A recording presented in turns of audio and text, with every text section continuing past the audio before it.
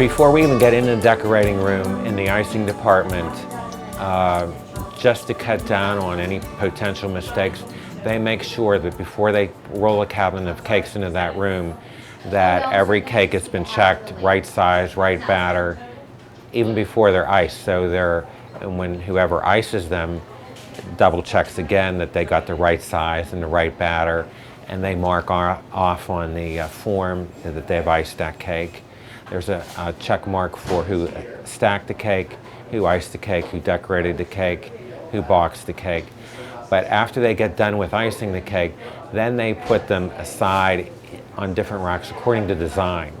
So when the decorators look at one rack and it's filled with hibiscus cakes, for instance, the design, that flower, then they'll roll that rack over and then they line up all those similar decorated designs on our tables, which you may have noticed are draftsman style tables, so it's a little bit easier on their backs. And so one person will go airbrush, get their orange airbrush and spray them all orange, do the right color border, the inscribing, and then the flowers, so it gets done in more of a production theme, and it makes it, for us, it really works well for us.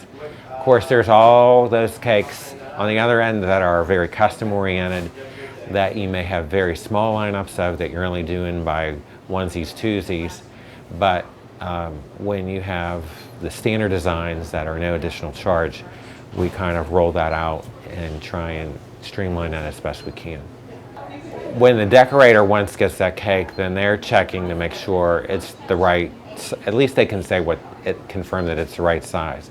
After a cake is filled, like if it has strawberry filling, it's supposed to have a check mark beside it so we know that it was filled. And then after the cake is done, they put their initials on it, and when it goes into the cake boxing room, then they double check it again and put their initials on the box.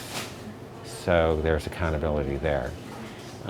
Especially when you get into this custom orders, you need that extra set of eyes on it to make sure that it's a lot easier to correct that cake behind the scenes than it is when the customer's here, because then they're disappointed and we don't want that.